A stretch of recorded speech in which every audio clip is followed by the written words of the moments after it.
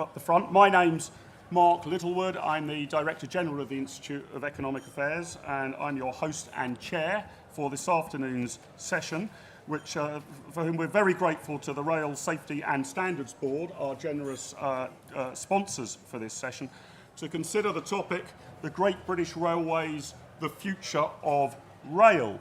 The background to this is with the William Shapps Review finally concluding a fresh government plan on the future of railways. What does the next decade look like?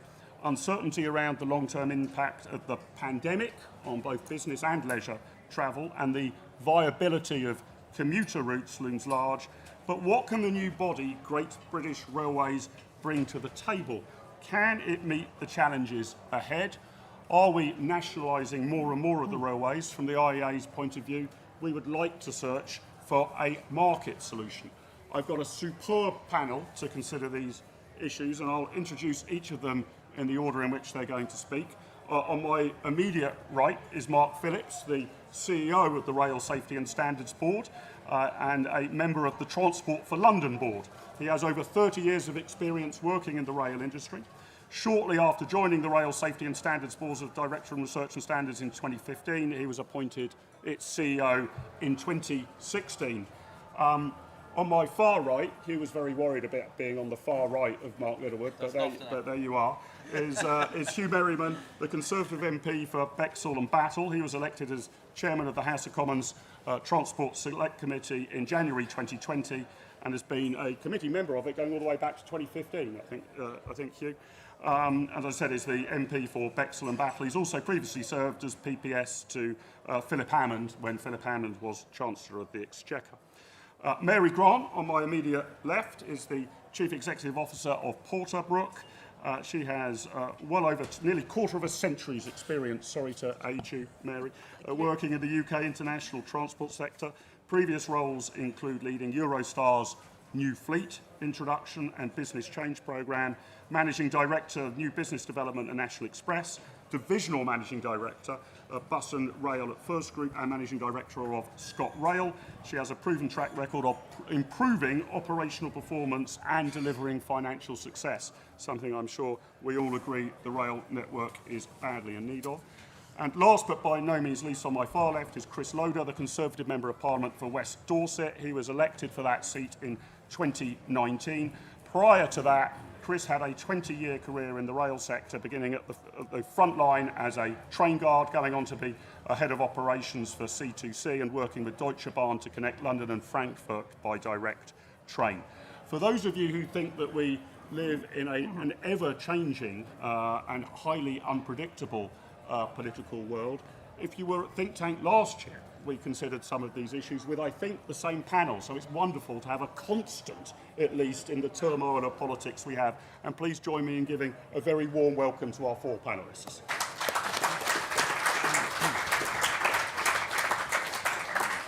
I'm going to ask each of them to speak for 5 minutes. I'll probably let you drift into a 6th minute if you have to, but I'll bang the table rapidly after that to sketch out some of the issues and challenges we face, and then there'll be an opportunity for you to make interventions and ask questions. So Mark, the floor is yours. Can I begin with you? Thank you very much, Mark, and it's a privilege to be here today to address you on this important topic. And in many ways, running a train service is not rocket science, although those of us in the industry do make rather heavy weather, and I think particularly when you think about the complexity of regulation and the politics that play into this, we make something that's a really simple operation into a very complex one, whereas really the rocket science should be applied to the technology that we actually probably are rather slow to implement in the industry. And when I think back over the 30 years that I've been in rail, what might the next 30 years look like? Well, I hope that we'll see more frequent services still. So on many routes where they were hourly, they're now half hourly. Perhaps we could move to quarter hourly. We'll see more comfort in the environment of the rolling stock and the stations that we use to get onto trains. But I think one of the big changes will be more sustainability energy sources to power those trains, and that's something we're just at the cusp of starting to think about today. We should see better connectivity with other modes of public transport, particularly including tram, and also perhaps better opportunities to hire private vehicles when you get to a major destination, so you can actually take your own opportunities to move around when you get to a final point. And that's something we, again, are not particularly good at the moment. And I think finally, in terms of what the future may look like, it's about better competitive pricing. We talk a lot about simplifying the fare structure and also making sure that it's competitive with using a private vehicle. And so I think we need to consider particularly how all of those factors will come into fruition over the next 30 years. So not essentially fundamentally different, but continue to improve the quality by which we offer that. Now, to achieve that, there are some fundamental enablers that need to take place. The first is planning. We need to get the right combination of local planning. So we're here in Birmingham with Andy Street as the mayor. He will want an influence over the train services in and around Birmingham. But so will Andy Burnham in Manchester, and so will those that are running the intercity services and the regional services that connect into those. So there is also the need to have some degree of central planning to get better coordination of resources and investment. And moving on to that investment point, we've got to create the right conditions for more private sector investment into the infrastructure and into continued development of rolling stock. They need the certainty about being able to plan for the longer term so that the returns can be honoured and guaranteed. We need to allow that private sector to have some opportunity to influence that planning in terms of how they can provide entrepreneurship to develop new ideas and new concepts and new ways of doing things, which perhaps a centralised planning system can curtail. And finally, we've really got to drive up employee engagement.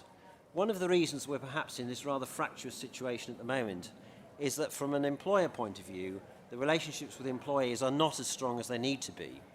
By driving up employee engagement, that will in itself start to drive better customer service, because we have to get to a place where everybody is treated as a VIP when they get onto a train or they enter a station.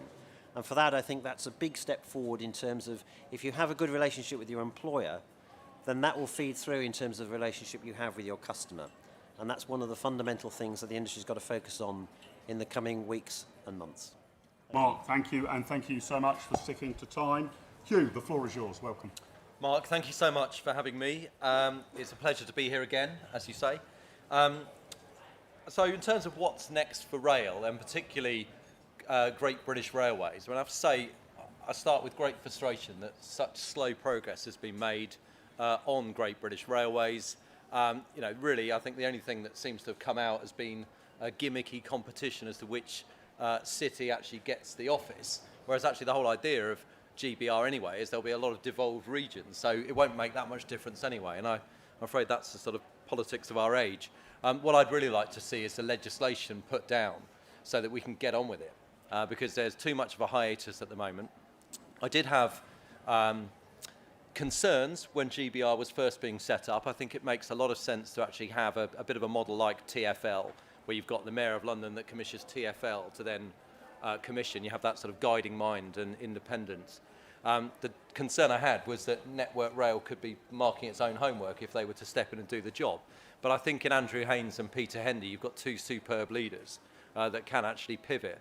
But my concern also, and it's even more so now, if rail is only back at 80% of where it used to be pre-pandemic, then what you need right now is the same team that managed to double passenger numbers over the last 20 years, and that is the private sector. And my concern is crowding out the private sector. Now, of course, at the moment, no private company is going to want to take risk right now on a business model like this, but we need to find a way through new agreements to incentivise the rail operators, the train operators, to grow those numbers back. I don't believe there's enough incentivisation for them to do so, and there's the danger that the job is seen as just collecting revenue rather than growing it. And if you want them to grow it, they've got to take their sort of profits and share those profits with the state. So I think that's hugely important.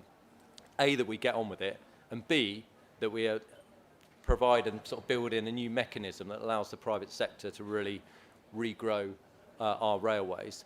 Now, if we can't get the legislation put down, then it appears, sort of inside industry and Parliament, that we're not going to see this in the third term, despite a transport bill having been promised this autumn, which would have actually had a lion's share on GBR, then I believe that we can still move forward with GBR without the legislation. And it'll be interesting in terms of what colleagues will say. But one eminent member of our committee, who is on my far left, and I don't often say that, in Chris Loder, questioned the rail minister. And actually at that point, you'll remember, Chris, it was the civil servant that took over with the details. And it appeared pretty clear to us that whilst you need legislation if you want to say this new body is going to award the franchise and the contracts in place, well, actually, I used to be a restructuring lawyer, so actually just think about how you can do that differently. So you can still have GBR doing all of the work, but then you just have the Secretary of State who actually makes that award. You don't actually need the legislation for that. You also need the legislation in terms of changes to the regulator. Mark will be able to talk better as to whether that work can still be done without the legislation, and also to change the role of transport focus, isn't it? Mm-hmm. I've lost my focus with transport focus. But what that tells me is we can still crack on and actually be creative and work around that and get this body set up. One concern I have, and if the department officials are in here, then apologies, but this is the view I have, is that many people in the department have wanted to sort of get hold of their train set over the years, it having been privatised. The aim now is that they're supposed to actually be passing that on to GBR to actually build the future of our railways. I question whether wanting to get hold of the train set for so long, they now don't want to pass it on. There's also a concern that rather than just passing it through to GBR, they're actually trying to write the structure of what this should all be, rather than actually have the team at GBR that are going to be ultimately responsible and accountable for actually creating a structure. It's pretty unfair to actually create something, pass it on, then it's all their fault if it doesn't work. So I think there's a lot more that can be done. And, to me, we need to completely change the way we look at rail. It used to be the case that 2/3 of rail was commuting, 1/3 was leisure. It's now 50-50. What that means is that the railway needs to evolve as well. So question, why do we do our engineering on a weekend if those are our growth markets? And I think there are 4 train operators in particular that have done something quite innovative at growing their leisure market, and it is working. And again, get the private enterprise to actually share the profits, they'll actually do more. So I think there's more to come. I'm frustrated with how slow the progress is. My challenge is if the legislation can't be put down because we haven't got time, then there must be a way to actually work around that in a creative way and really get GBR set up and formed. 5 minutes and 1 second. Hugh, perfectly timed. If only the trains would stick to time that adequately. So thanks very much, Hugh. Mary, over to you. The floor is yours. Thank you, Mark. And I echo those points completely. And actually, I think, picking up your point, Mark, about wanting to have a more market-led solution to get the successes, some of the numbers to remind ourselves, from 1995 to 2019, pre-pandemic, we saw a 138% increase in passenger volume. So that's gone from 735 million to 1.75 billion, a phenomenal success. A third of an increase in capacity.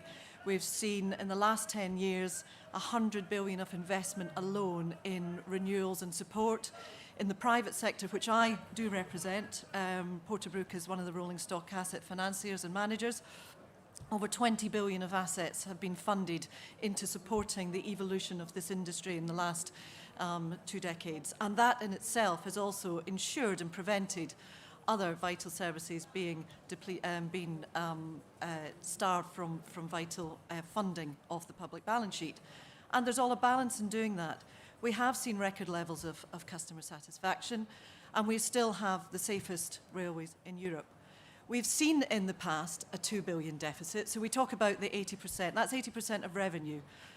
They're now saying that there's 97% of the 1.75, so that's about 1.75 billion passenger journeys are being made again, but in a different way. There's over 100+% on leisure, and we know that, and the commuter and business is different, and we're discussing about new approaches on managing a rail network.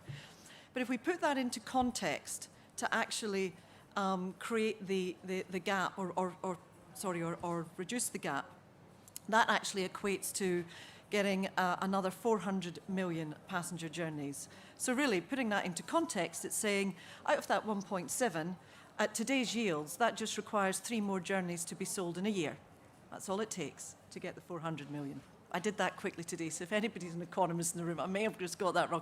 But it's broadly that sort of magnitude. Now, if we go back to how the industry used to operate, and having costs and revenues very much as part of a central entity, and we'll talk about whether it's GBR, the department, but I also agree that central entity can create the future and create the efficiencies that we need to see and value back to both taxpayer and passengers. The incentivisation must come back to drive that forward, and we lost that at the moment. We've got Treasury managing revenue, we've got the department managing costs. Now, it's commendable over the period of the pandemic that there was a closer grasp on the finances, 16 billion of support, understand the step in with the EMAs and the ERMAs, the emergency agreements. We're through that now. We either look forward or we're going to regress back. And there has been so much value that has been built and invested into our network since privatisation. We should embrace some of the things that were particularly strong and successful.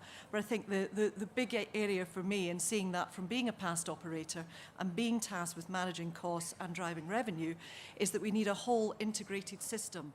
Both Peter and Andrew have that view. It was part of the Williams report before it became Williams-Shapps. And I think that's where we have to, without legislation, can get to that shadow framework and really get going without looking at regressing backwards. And Mark, that's my point. Under time. You're early, I think. Well done, Mary. And Chris, you've reset your clock. Your 5 minutes start now. Chris, the floor's yours. Do I not get an extra couple of minutes to make up? I don't. Well, Mary Okay. can sell it to you. Well, we'll have that. We'll have that conversation later. Good afternoon, everybody. It's good to be here. I'm Chris Loder, the West Dorset MP, and I'm here this afternoon to share with you my insights and thoughts, both as to where the industry is today, but also where I think the opportunities lie, and maybe even the risks lie with GBR going forward. The situation we face today with our railways is that we have the most enormous union movement trying to break the private sector involvement in our railway system today. Fact. You have the president of the RMT, who's a card-carrying member of the Communist Party of Great Britain, and I could go on and on. We are in a situation where we have the General Secretary of the trade union RMT talking on the television just a few days ago and doesn't even mention railway staff amongst all the ideological things that he has to say in order to garner support for his cause.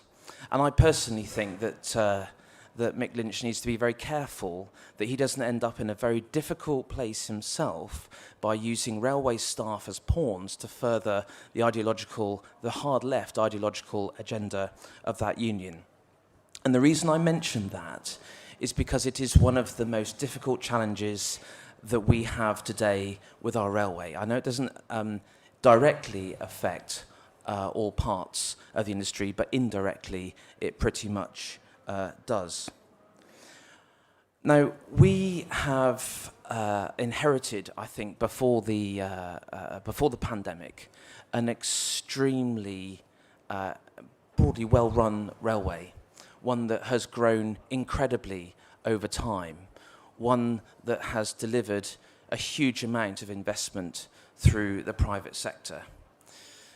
Now, COVID did untold damage. It took our railway from bringing £100 million in revenue, the operations of the railway, broadly £100 million in revenue to the Exchequer, to costing the Exchequer billions of pounds every quarter during that period. Now, we know that that is not sustainable.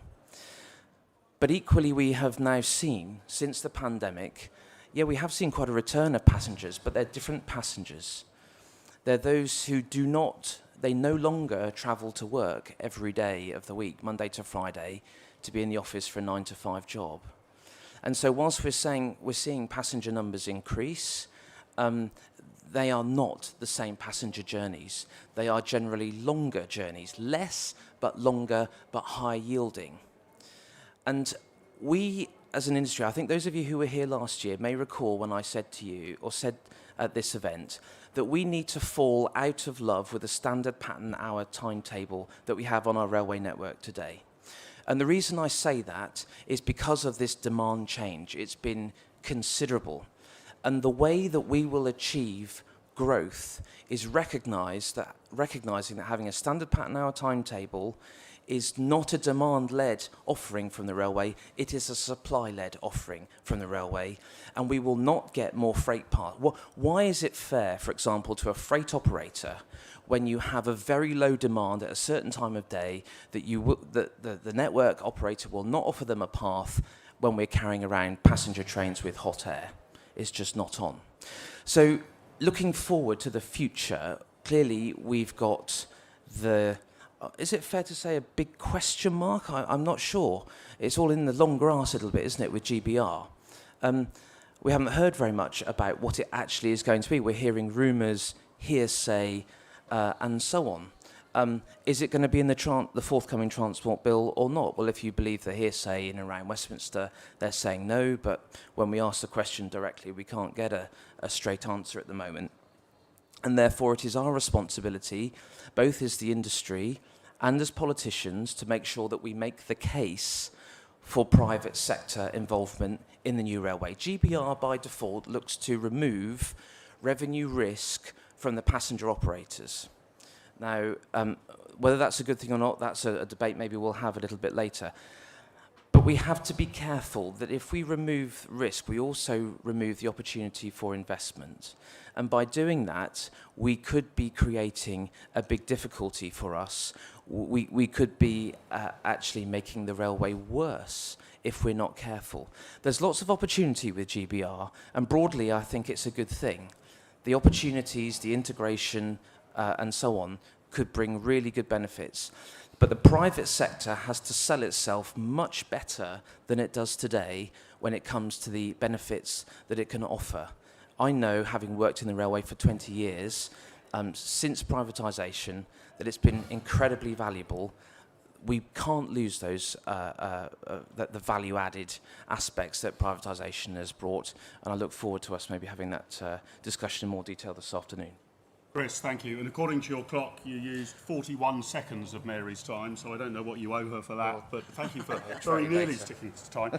I've got 3 questions I'd like to put to all of my panellists before taking questions from the floor, and I'm looking for hands in the air, so try and catch my eye. We'll have a couple of microphones shortly. I'll try to get as many to you as possible. Look, you 4 are the industry experts, as I outlined at the start. You know, decades of experience between you. I'm the generalist, and I should probably ask you this question from the generalist IEA perspective, that although I can't claim any particular insight into the industry, my starting point would be that markets tend to solve problems and reach solutions better than central planning and bureaucracies.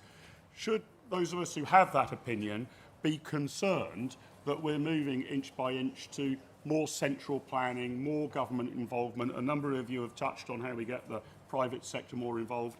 Are we drifting away from a market-orientated system and towards a more state-central planning position? Mark, what's your thoughts? Is that the drift? I think that is the general drift at the moment, yes. And I think, unfortunately, part of that has been led really by the experience of the pandemic and the need to protect the industry from the very sudden and dramatic loss in revenue.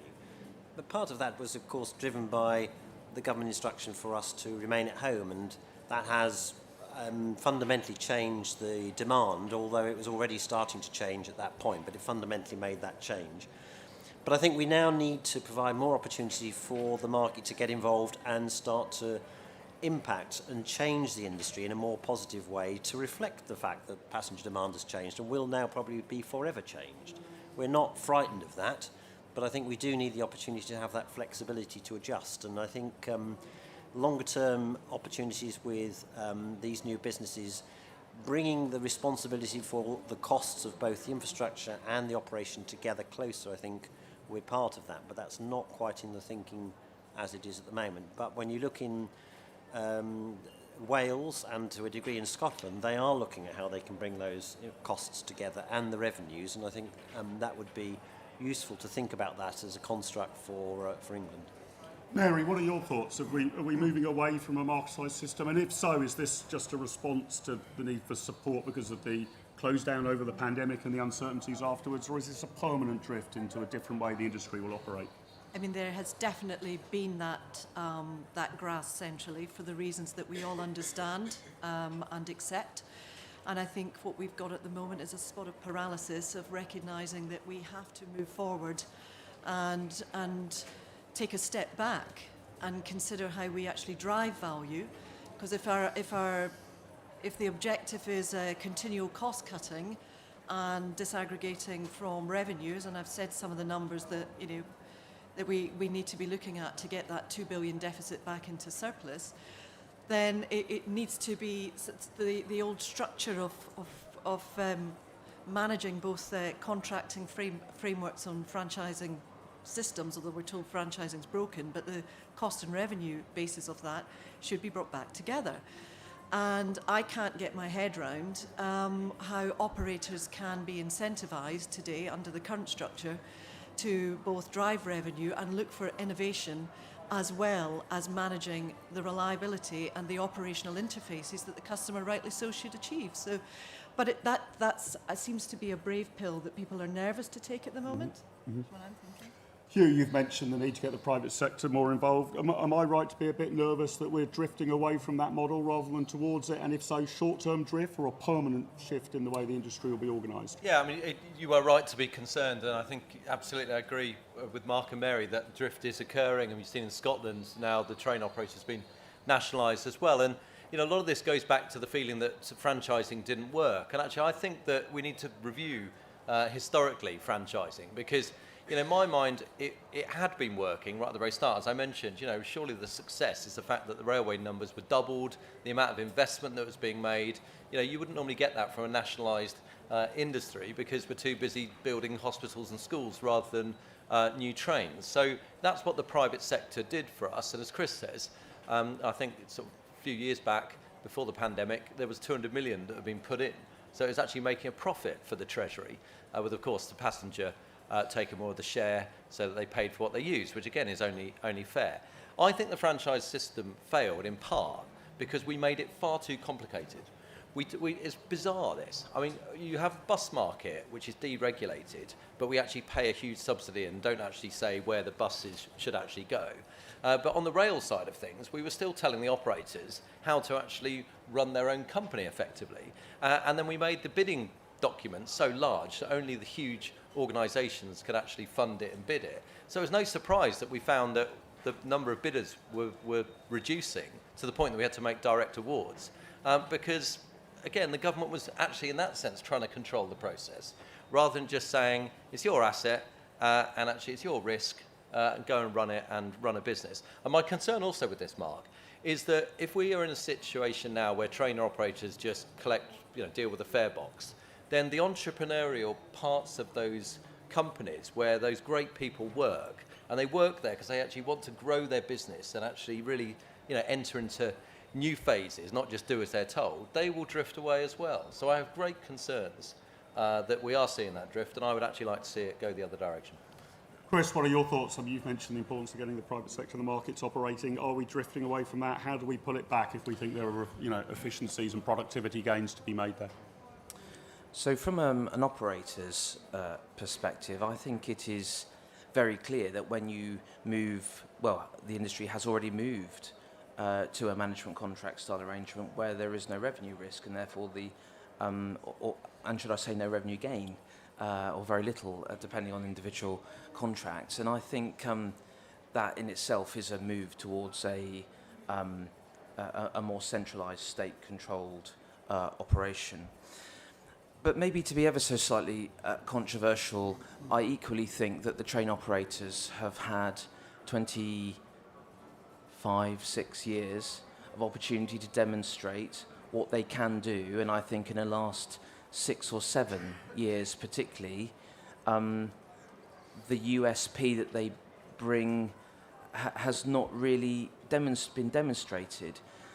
So, for example, how many times, the whole jam tomorrow argument is what I'm talking about. How many times can you experience a really poor train service and you get told, we're going to work more closely with Network Rail to fix the issue? It just can't, that happens time and time and time again. And we just have to realise that the country gets fed up with that kind of nonsense, because it is nonsense. And it's really difficult sometimes with some operators when you need to have that conversation, and they just give you the same drivel again. You know, I've got it myself on the West of England line that goes from Waterloo to Exeter St David's. You know, how many times do we have the same issues that you bring up time and time and time again, and we just get, oh, well, we're going to work more closely with Network Rail. Well, I don't know how much more closely you can get with Network Rail until it is nationalised. And that is the problem that we're facing. And I think the government has probably thought, they're not sure how much closer that TOC Network Rail relationship can get, so maybe we're going to have to take it directly and bring it in. Interesting. Now, a number of you have mentioned, I've got two more quick questions for the panellists. A number of you have mentioned this, and I don't want to force you to reach any grand conclusions, but since we gathered last year at Think Tent, is it possible to draw now, and I'll start with you, Mary, any sort of long-term conclusions about how the pandemic has influenced travel, or is it too early to say? I mean, Hugh actually mentioned we're moving more towards, you know, leisure being 50% of travel rather than a 2-to-1 ratio of business to leisure. Is it starting to settle down yet? Chris, you mentioned fewer journeys but longer journeys, or is this sort of noise rather than signal, or do we think we have a better understanding now of what post-COVID rail travel and demand looks like? I think we do, and each of the operators understand on their daily and weekend passenger scheduling what they're carrying, the types of passengers they're carrying, and it is different throughout the length and breadth of the country. And you know, we understand that there's a change in the commuter and business and leisure. I mean, leisure is now at 120% average throughout the UK. That's the latest stat that came in last week. So if we know that, we should start planning the modular approach on when we do blockades and how we're doing any renewals. When the times are at its busiest, we make sure that the network should be available. And again, we're kind of doing a lot of talking about this, and I'm sure we'll come on to fares reform shortly as well in a question. But there's been an awful lot of talk. Coming back to Hugh's point earlier on about the frustration of this constant, yes, we know what we need to do, and there's been a lot of very good rhetoric on it, but we're just not getting on with it because I think there's a little bit of a nervousness. People are scared and just feeling that pressure from Treasury about taking that leap. So, yeah, I think we know the patterns well enough to actually now be able to start making the right changes to optimise the network and minimise any excessive times where trains are not being used efficiently and manage those costs elsewhere. So take not just a passenger subsidy per head, but take a whole system, infrastructure and passenger, and look at it. And that's where the GBR framework, having all parts of the industry in one guise, can take that more progressive approach to the railways for the future. Mark, what are your thoughts? Can we draw any permanent lessons yet, or is it a bit like the famous comment by the Chinese communists about the French Revolution? It's still too early to tell. I think the morning peak has changed, and I think particularly in terms of total travel, there is a great opportunity for that to expand because people are starting to use their time in different ways, and they want to, particularly I think, take the benefit of more flexible working, and we're certainly seeing that in my business. And I think it's particularly impacting men who would really be the bulk of a lot of the sort of London commuter market. They're now seeing the opportunity where they can take their children to school. That's something I could probably count on, you know, one hand, the numbers of occasions I actually took my daughter to school, and that fell entirely really to my wife. And I think they've now learnt the opportunity to have a closer bond with their families that they really didn't enjoy up until that point. And I think that's made a fundamental change, and I don't think that will revert to what it was. Hugh, what are your thoughts? I mean, you mentioned probably a longer-term trend towards leisure as a higher proportion, but anything we can learn and derive yet about post-pandemic rail demand? Well, yeah, and commuter journeys remain at about 45% of what they were pre-pandemic, and I think the sort of Monday to Friday commute has gone. So it's interesting. If you look at Mondays, they're 20% lower. Fridays are 50% lower than during the pandemic. So things have changed. And what that does mean is that if you're not using the train all the way during the week, you might find it quite refreshing to use it at the weekend. And that's why I think the leisure market really can grow. We have seen the introduction of these flexible season tickets. 150,000 of them have been sold. I think a number of us were quite dubious about these. but they've done about 2.4 million passenger miles when the department only expected 1.1 million. So they have actually been more successful. So that's a good example of looking at it and actually sort of, rather than just wishing it's going to come back, I don't believe it will, Mark. I think it's changed now. People are working from home, the reasons that Mark says. It's attractive to do so and beneficial if you look at it from other parts. Therefore, rail needs to be nimble and adapt to our times. And my concern is if we don't get the structure, i.e. Great British Railways, set up, then it can't be nimble. Chris, your thoughts on patterns, any permanent lessons we can draw yet? I believe very clearly that we know the direction of travel, pardon the pun, as to what passenger demand is going to be like. The big problem we have at the moment is all the machinery around Network Rail and investment in the DfT and so on is still has still not caught up with reality.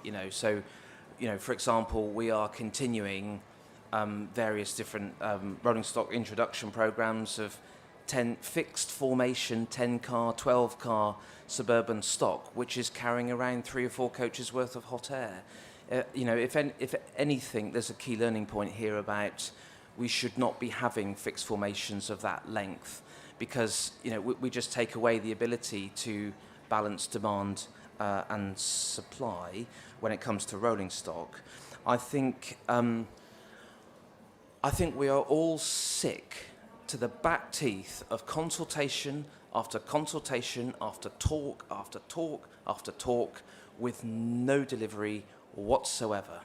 Now, I know to some of you in the room, particularly those of you who work in the supply chain and rolling stock and so on, that is not true for you. And I'm just so we're clear, I'm not talking about that area of the industry. But what I am talking about is the passenger-facing parts of the industry that have gotten away with this for so long, and I think the difficulty that the government finds itself, or certainly the ministers will find themselves, is that they themselves probably now see the solution to make things happen is through GBR because they don't know how to find other ways to make it happen. How many times have we had signalling schemes put off? How many times have we been promised a simple, straightforward enhancement that's never happened?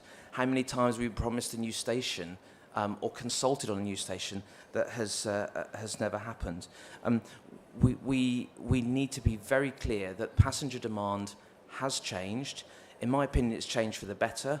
It's the reason why I think that we need to get away from the standard pattern hour timetable, and it's also one of the reasons I believe that we need to get away from this Monday to Friday. Those of us who worked in industry or work in industry will know as the SX timetable. The fact that demand on a Monday is completely different from a demand on a Friday means that we should not be having a standard Monday to Friday timetable.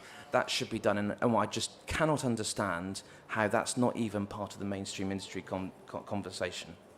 One final quick question from me, and please very quick answers from the panellists so I can bring in our audience. And Chris, I'm going to start with you because you mentioned this in your remarks, union militancy. The government's announced some plans to tackle this. Could be higher thresholds for strike ballots, or a percentage pay deal needs to be put to the members, or perhaps being designated as a strategic industry. I say the government's announced they're going to do something on it. For all I know, I haven't checked my Twitter feed, they've U-turned on that in the past hour or two, or will do by the end of the week. But nevertheless, their professed intention is to bring in changes to make it harder, I guess, for industrial action to take place. What thoughts do you have on whether the government should go down that path? Is it a side issue? Does it really make much difference? And Chris, I'll start with you because you specifically mentioned it. I'm probably the only Tory MP, I actually think I'm the only MP who has been a member of the RMT. That means paying my subscriptions, not taking the money on the other end of the chain, and also a member of TSSA as well. And I should be clear that trade unionism has an important role to play in not just our industry but in this country, because it does keep some companies in check who can get carried away. There's no two ways about it. That is reality. But the point where I fall out of love with trade unionism is when it's the good, hard-working people of the railway are used as political pawns to fight an ideological argument, which I believe is what we're seeing today. Now, we have this this situation where we've clearly been at loggerheads over the last, I suppose, few months, I'd say at least, isn't it? But it actually is nothing new. And the reality is that I think it will take some time to find a pathway out of it.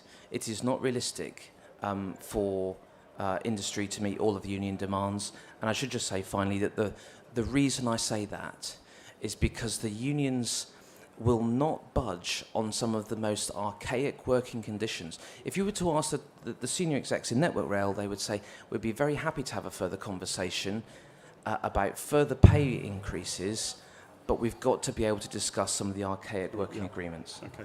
Mary, what are your thoughts? Would this help the rail sector if there was some legislative change in this area, very briefly, and then I'll come to the audience? I think it would give all members the opportunity to accept or not, because as I said, trade unions are there for a reason, but they can also at times be intimidating for individuals that work within that framework. And quite frankly, regardless of what deal is sorted out, and a deal will be sorted, and nobody's going to win from this, nobody ever does. They will not, employees in the rail industry will not recover the amount of money that has already been lost through lack of earnings. Yeah. That's the sad reality. And there are so many different fractions of requests from the RMT, particularly, that it's not just one argument, and that's the other great difficulty as well. So I think it's a really very difficult situation that everybody's in, but it's the employees that are going to really feel the pain of this even more so than I think they realise. Mark, what are your thoughts? Legislative change in this area, or is that a side issue? Well, I mean, I think it can be progressed, but I don't think it'll make the slightest bit of difference. I think fundamentally the trust between staff and employers has broken down, and has for a long time actually now. And it's only when that trust is rebuilt with the employer that you'll actually see a shift in how the staff work in the industry. But at the moment they don't trust the employers, and therefore they're not minded to accept offers that we place on the table. Hugh, what are your thoughts? Is this an area where you want the government not to U-turn? Very much so. And actually I think this is the exchange I had with Boris Johnson when we were the liaison committee the day before he resigned. That it's all well and good talking about minimum service levels, but you need to put that legislation in place before you actually see the strike action. Otherwise, we haven't got the tools to be able to deal with it. So, I really regret this strike action. And the one thing I would sort of say to the audience here is that if it was right that we kept the railways running during the pandemic, £16 billion worth of taxpayers' money to do so because essential workers needed to get to work. If it was right then, it's right now. And that's why I find the strike action completely unacceptable. When there is a deal that's done, it is essential that there is reform to the way that people work on the railways. It's a crazy situation where you seem to need 3 people perhaps to do what can be done by one, working on a multidisciplined way. And it's also a way to get the railway to be safer. You want people off the track. So you can now inspect for cracks on the train route with a camera under the train that can take 70,000 images in a minute. That makes it safer to find the cracks, but it also means you don't need people on the railway as well. So these reforms aren't about job losses, they've actually been guaranteed. It's about making the railway a safer and more attractive place to work. And there is a great future. We've just seen today with Northern Powerhouse Rail and what we're looking at there. But we've just, if this strike is worth anything, it delivers workplace reform. If we don't deliver any workplace reform, I will be furious if the government settle this. Yeah. Mark, you wanted to come back in very briefly, yes. Then I'm going to take some questions So from the very, floor. very briefly, I think absolutely we've got to have workplace reform, but we've got to paint a very clear vision of what the new jobs are going to look like and how we need to train people in order to carry out those jobs. So how they will change from the job they're doing to the job of the future. If you introduce minimum service levels, there's a huge issue about, well, how is that level set? And particularly if you set that minimum level and you've rostered staff to work, I would suggest that you'll probably have a much higher level of sickness arise because of that, because people won't want to be seen to be breaking the strike that their colleagues are involved in. Okay, let me take this lady at the front here. Well, you've got the microphone, and then I'll pass it along. I'm going to take 3 from the front row, then I'll be geographically fair in the distribution, but I'll start on the front row. If you wouldn't mind introducing yourself, that would be fantastic. Thank you. Hi, Can you hear me? Is this working? Bit closer, bit closer. Hello. That's good. Better. Jo Field, Chief Executive of JFG Comms and President of Women in Transport. So it's a question for everyone, but it's picking up on about improving your employee engagement so that you can drive. So We can hear you. We can hear you. obviously, if you have better customer service, then you need to represent the needs of your diverse a Can you hold diverse the microphone a bit workforce. higher to the top, I think I mean. I'm really struggling with this mic. We've got a new one coming. I'm not sure. It's Let's see if this one's any better. probably just me, but yeah. So a diverse workforce helps you to deliver better for your diverse customer base. And we're talking about the future of rail. Obviously, workforce diversity is not where it needs to be. So just want to hear your views on this, please. Okay. Sorry, I forgot to give my typical rule at the start, but Jo, you were fairly succinct. But if you want to give an interjection or a question, or you can even give a speech, but try and keep it to no more than one sentence. So, thanks. Hello, Thelma Mattett from Sutton Coldfield. Do you think HS2 it will be a waste of money, bearing in mind reduction in consumer demand? And also, how can we get more goods using the trains rather than all the lorries we see on the motorways? A gentleman just over here. Thank you, Mr. Chairman. I'm Abdul Mateen from the Isle of Wight Conservative Association. My question is, Germany has driverless trains. China has trains that travel 400 miles an hour. Are we destined for driverless trains here and much more faster trains here? Thank you. Okay, Hugh, let me start with you. So a few questions to get your teeth into. One was whether diversity in the workforce would help employer-staff relationships. The other very succinct question about HS2's value for money. And finally, why are we falling behind some of these more imaginative tech solutions, driverless or ultra-high speed? So on diversification, yes, completely agree with you. I know I'm not the best place to actually make that point. You are, Joe. But actually, I would actually link the lack of diversification with the failure to adapt and change in the workplace. So if we had a more diverse workforce, I don't actually think we'd have such resistance to change, and that includes the unions as well. On HS2, the HS2 business case only stacked up if it went all the way to Leeds. That gave it good value for money, and that was prior to the pandemic. If it didn't go to Leeds, it only gave you £1.20 for every £1 you spend on HS2.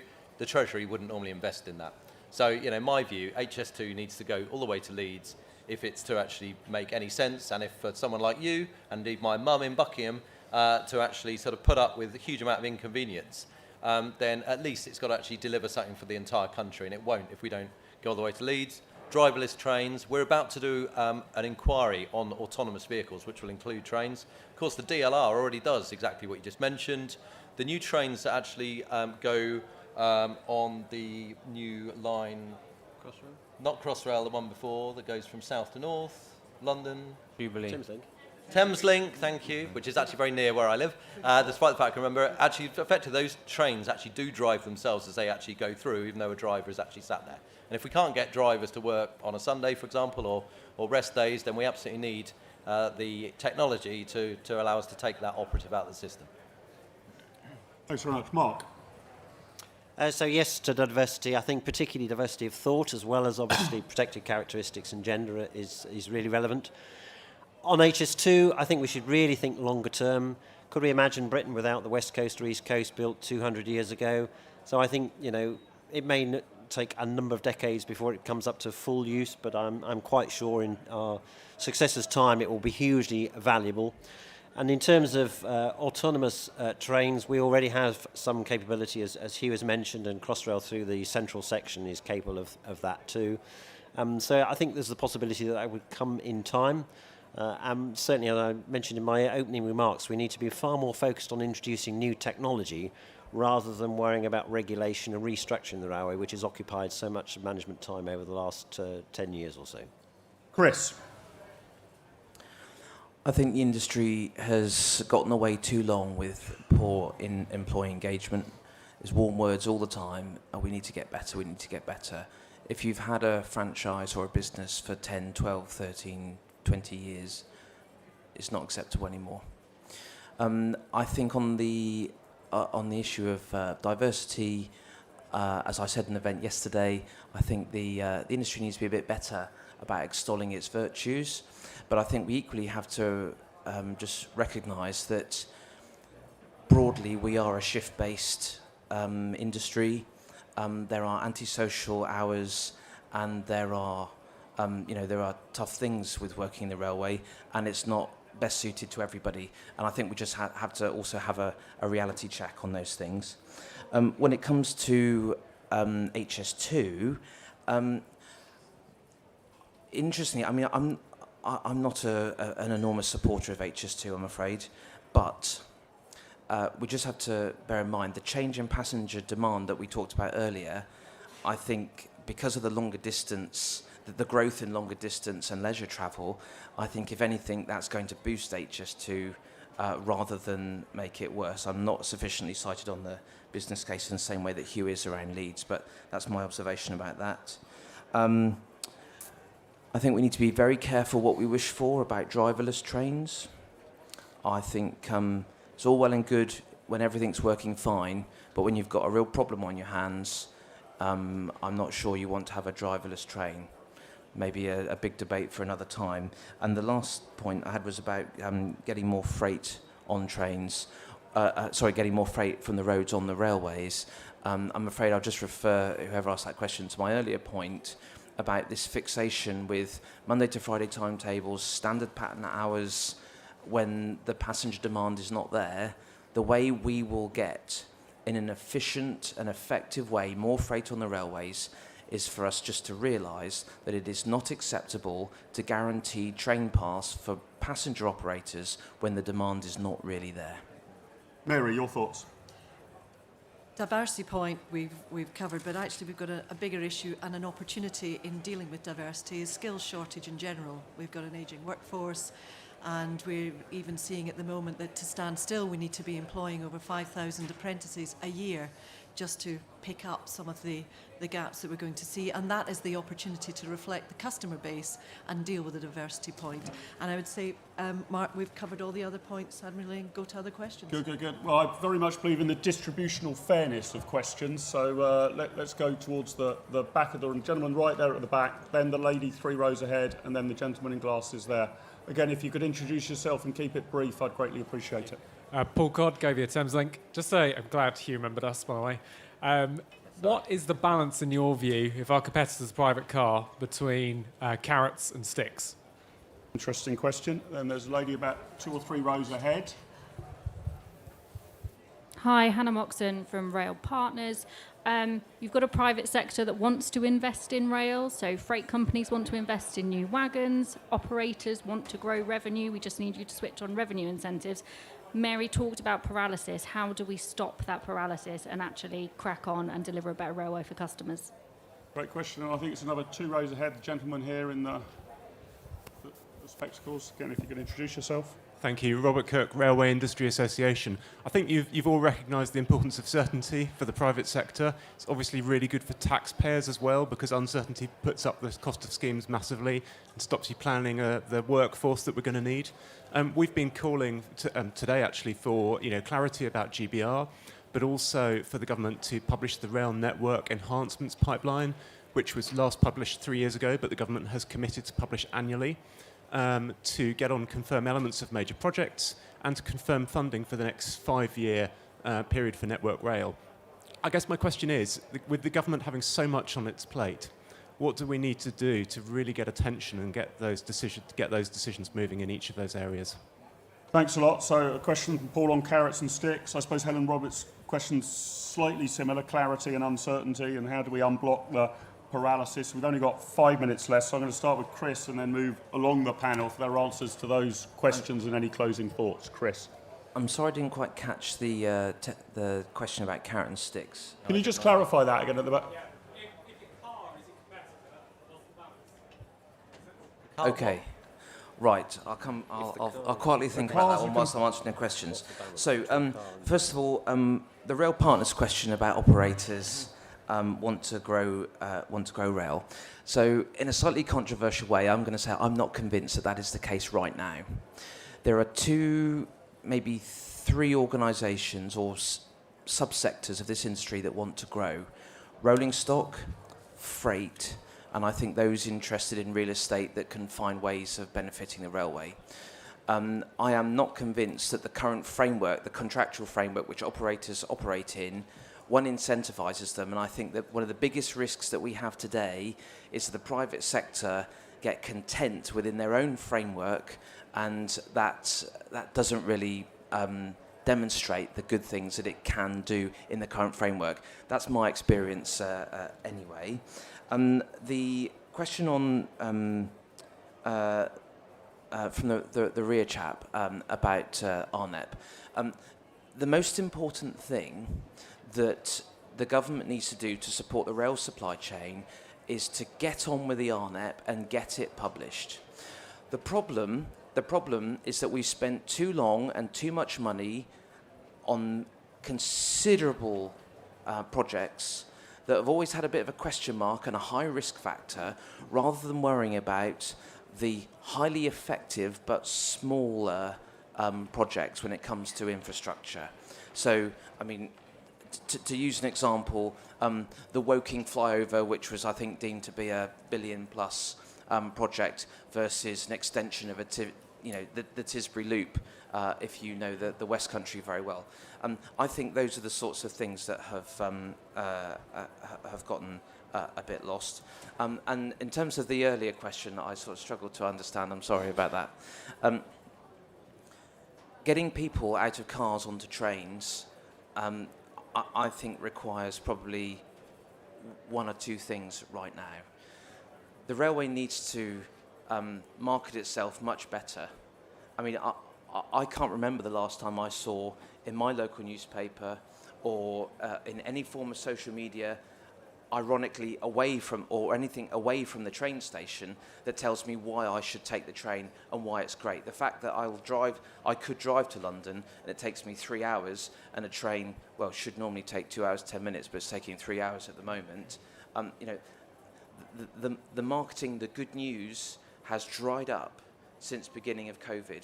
And this industry needs to get back into the market of good news about it in order to grow it and attract people away from the car. Mary, your thoughts? I think if I've understand Paul's question at the back about the carrot and the stick is, do we, better marketing would be a carrot to attract people, but we could also sort of beat people out of their cars with a stick, make it more expensive to drive, I guess. Yeah, we could, but in the good old days, we used to really get to understand our customers, and they're all different in the different regions and routes that we're on. So actually get back to the basics, and you're right, market the benefits, then have the hierarchy of needs.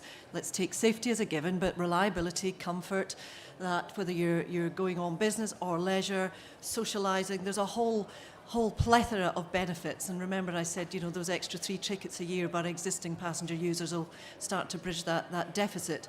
So I think going back to some of the old-fashioned initiatives that we used to do within the industry post the changes to the franchising model would be a good start. Private investment, there's a wall of capital that wants to invest, but we've got to understand that does require returns. Residual value risks are important to understand, but we're prepared to take that, and I think there's a lot of money that we can put in if we can get out of that phase. And then the last one on the electrification programme and the TD&S, and I know that there's a real frustration about clarity on that, but it is a challenge when 28% of UK emissions is transport, of which 1% is rail.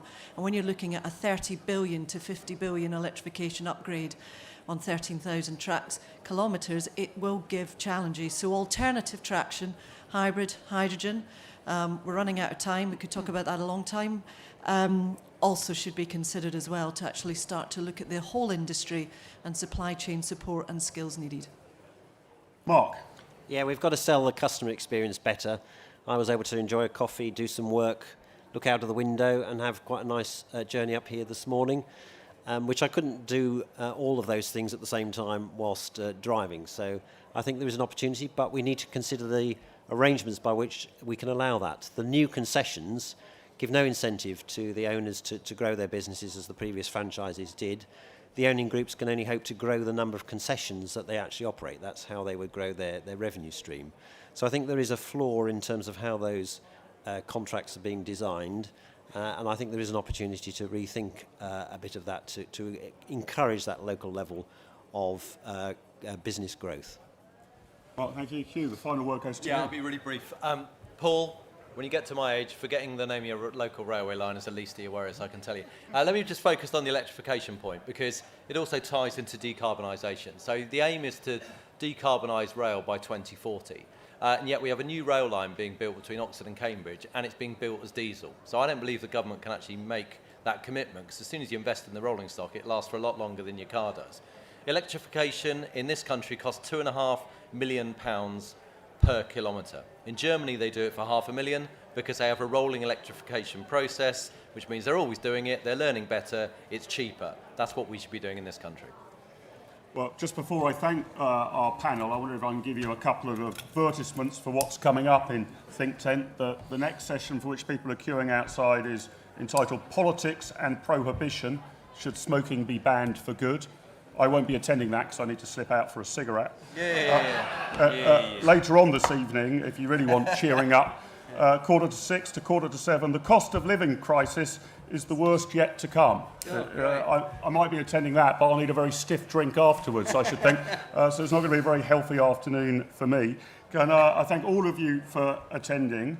Can I particularly thank Mark and his team at the Rail Safety and Standards Board. It's only thanks to the generosity of our sponsors that we're able to put on Think Tent each year. But please join me in thanking Chris, Mary, Mark and Hugh in the usual way for a fantastic discussion. Thank you very much indeed.